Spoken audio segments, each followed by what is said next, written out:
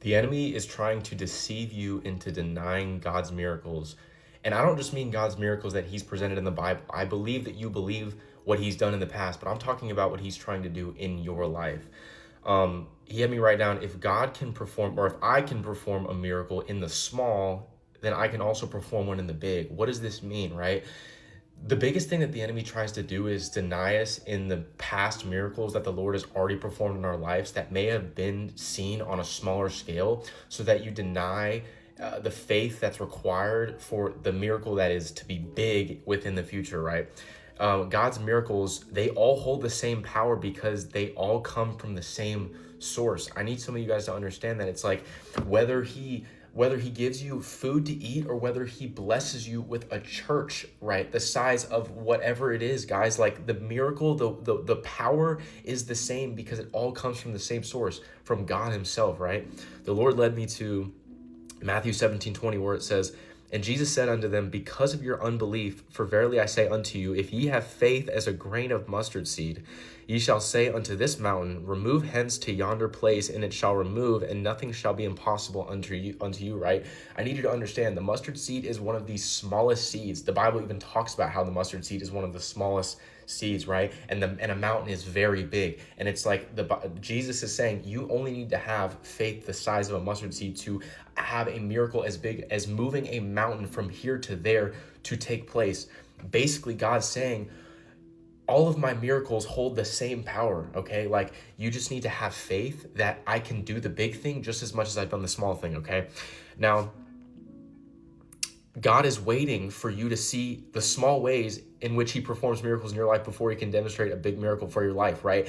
The Lord reminded me of the story of Job. I have not fully read the story of Job. I just understand the outline of it. But the Lord essentially stripped Job of everything. But the thing is, Job didn't die. He was still provided for. He still had food to eat. Even if it was very little, he still had the food to eat, the water to drink, the clothes to wear. He still had the things that he needed. And God rewarded him by giving him double in the end for being obedient to him, okay? So some of you guys are in a situation of your life where you think that in a worldly sense, you're not being provided for in the way that you desire, but that is God still providing for you. That is him still having grace over your life. That is his provision still over your life. See, God's provision doesn't just look like giving you $1 million. It doesn't just look like him providing what your flesh desires. God's provision is him simply providing for you. Just like he provides for the birds of the air, right? They nor reap nor they sow, yet your Father in heaven provides for them, right? And the Bible, and it all says, you are more valued than those birds. Will he not also provide for you as well? Okay.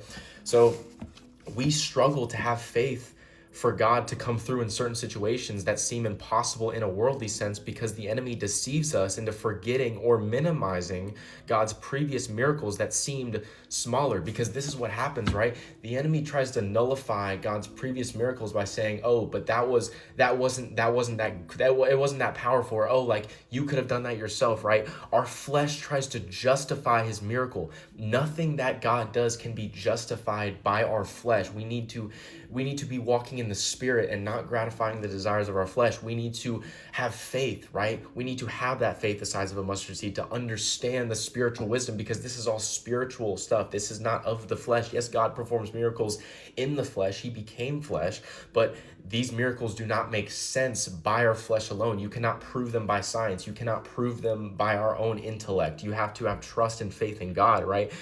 I don't know what the verse is, but there's a verse that talks about how nothing is impossible with God, right? Nothing is impossible. You can literally do anything, just as it said in Matthew 17, right? You can tell a mountain to move from here to there. And Jesus, he never sinned. He never told a lie. So he wasn't lying. He wasn't exaggerating. He said, literally, if you just have faith and believe that I can perform this miracle, you can tell this mountain to move from here to there, and I will do that. Listen, me and my fiance, right? Like, we are going through a similar thing right now where it's like, we have both stepped into full-time ministry. God has called us into full-time ministry in our lives, and that has been challenging in a worldly sense, because it's like, Sometimes we are not seeing the worldly, fleshly fruit as maybe we once saw in our previous occupations, but it's like God is allowing us to go through that so we can appreciate the smaller miracles in our life, the fact that we are still being provided for our food, our water, a place to live, a place to sleep, right? Like we are being provided for, like these things we are being provided for.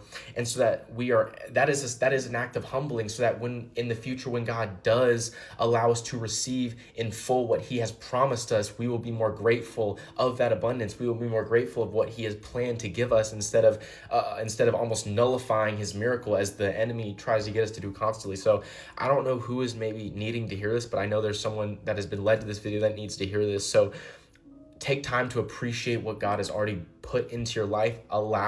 Thank him for what he's given you in your life, because he wants to bless you with so much more. This is not it. There is something so powerful, so abundant that he wants to bless you with, but he needs you to appreciate what has already happened. Jesus loves you. God bless.